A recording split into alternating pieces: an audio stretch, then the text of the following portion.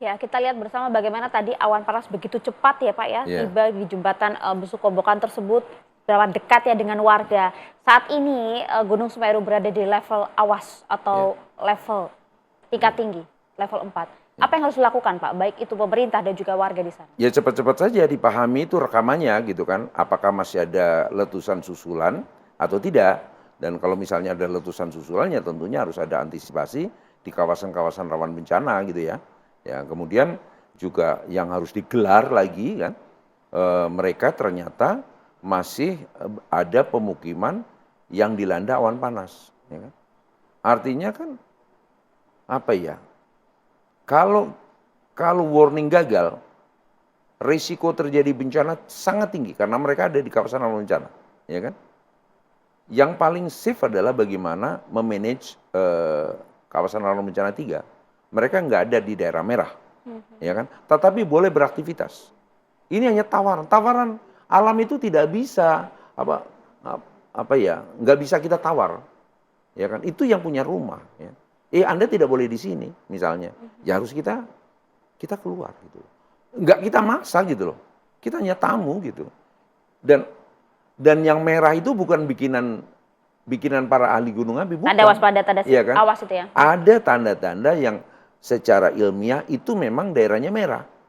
Maunya Semeru itu seperti itu yang diterjemahkan oleh ahlinya. Ya, tapi kan sekarang kita lihat Pak, di tanda-tanda di kawasan-kawasan merah yang waspada awas ini kan masih banyak pemukiman di sana. Dan saya tahu betul para ahli tahu juga pasti paham juga seperti apa Mbah Rono sampaikan. Ya, tapi mengapa hingga saat ini masih ada saja pemukiman di sana? Ya, apa sih Pak kendalanya? Sebetulnya ya saya dulu dengan teman-teman itu ya menyelesaikan peta kawasan rawan bencana gunung api, gempa bumi, tanah longsor itu berharap ya peta-peta itu digunakan sebagai data dasar dalam penataan ruang. Tapi penataan ruang yang punya unsur paksa gitu loh. Itu tahun berapa itu Pak? Anda membuat peta saya itu? Tahun 2010 udah selesai itu barang itu. Sudah ya, ada? Udah ada itu barang. Ya kan? Tinggal sekarang mau atau tidak kan? Dan kita kan nggak bisa secara saintis itu kan seperti himbauan yang ada di tulisan rokok-rokok mengganggu janin sampai impoten segala macam kan. Ya kan kalau Anda ngerokok kan salah Anda sendiri. Nah itu seharusnya peta-peta itu sebagai data dasar oleh pemerintah daerah untuk menata ruang. Anda nggak Pemerintahnya tahu nggak data ini? Ya tahulah pasti tahulah, ya kan. Cuman masalahnya, ya kan, masyarakat misalnya nggak mau karena ya itu tadi daerah rawan bencana itu seperti uang logam, satu kesatuan punya sisi berbeda. Satu itu betul-betul nominalnya, ya kan. Dia berkah bagi mereka, pasir kayak tadi kan, ya batu dan sebagainya. Tapi sisi lain ancaman bahayanya, ya kan. Ini yang harus masyarakat ketahui. Bukan mereka tidak boleh di situ bukan untuk kesenangan Pemdanya, bukan kelegaan para ahlinya, tetapi untuk keselamatan Anda gitu loh. Itu yang harus dipahami. Pada saat Anda menjabat, Anda tentu pernah berbincang dengan warga Semeru. Iya, pernah lah. Pernah. Ya harus terus-menerus dilakukan. Karena sebenarnya subjek bencana itu bukan saya, bukan TV One. TV One hanya menyebarkan informasi. Karena informasi itu adalah dasar dari suatu bisnis dalam arti luas. Tetapi subjek dari bencana adalah masyarakat yang ada di sana. Itu yang harus diberi pemahaman bahwa Anda hanya tamu yang tidak bisa memaksa tuan rumah untuk mengikuti kehendak Anda. Itu. Karena mungkin mereka berpikir, Pak, akan kemana ya? Ya kan harus ada solusi. Pemerintah harus hadir di sana. Ada unsur paksa kalau Anda ingin selamat. Unsur paksa? Unsur paksa dong. Karena kalau misalnya tata ruang tidak ada aturan, ya seperti himbauan yang ada di bungkus rokok, merokok mengganggu janin, impoten dan sebagainya. Ngerokok silakan, nggak ngerokok silakan. Kan sama dengan seperti itu, ya kan? Harus punya unsur pasal yang mengikat. Anda tinggal di situ, Anda harus tahu resikonya. Bermasalah dengan hukum. Untuk apa? Ancaman itu untuk Anda selamat gitu loh.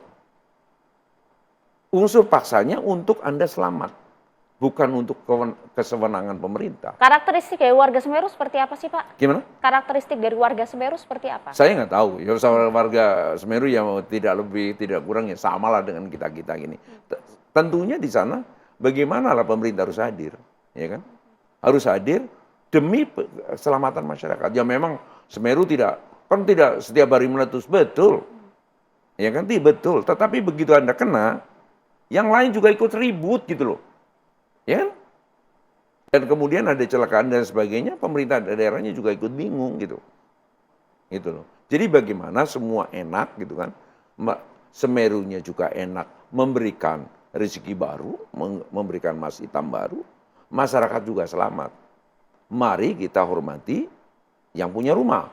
Oh, inilah jalur dia membuang awan panas. Karena jalur-jalur di situ. Jalur-jalur ini juga suatu saat akan kembali pasti akan terjadi. Dan semua orang tahu lah itu. Ya kan?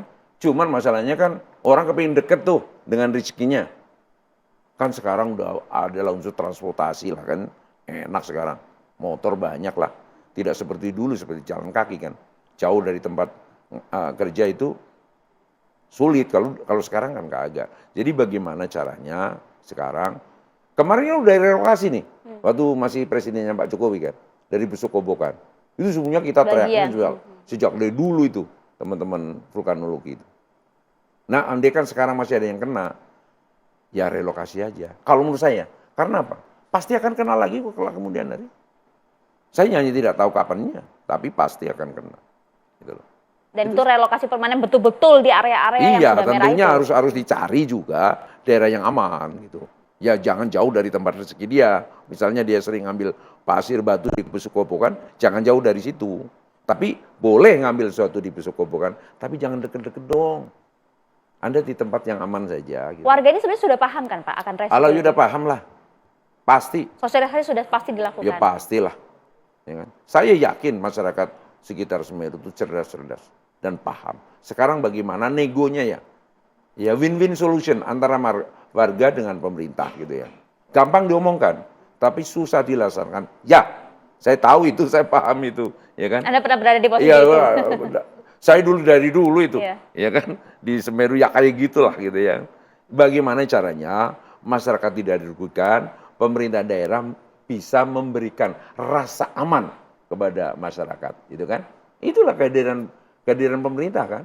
Itulah dia menjadi kepala daerah yang dipilih oleh masyarakatnya kan untuk melindungi kita nggak mau melihat lagi banyak korban kemudian akibat letusan. Jadi korban jiwa maupun harta benda, apalagi korban jiwa jangan sampai korban jiwa lagi. Sudah berkali-kali kita tuh belajar sudah berkali-kali tentang letusan gunung api. Masa sih kita nggak cerdas-cerdas gitu loh.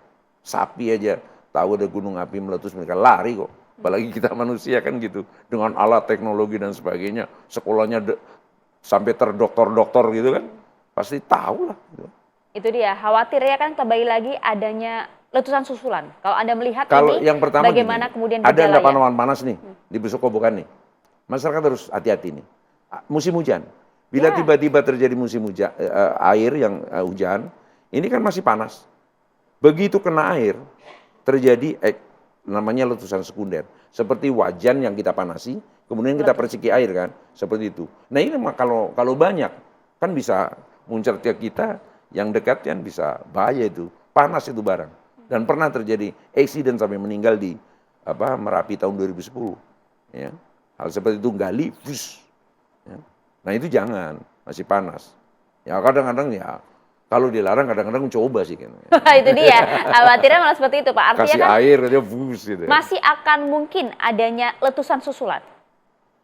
Bertanya kepada Semeru dengan catatan, dengan teknologi.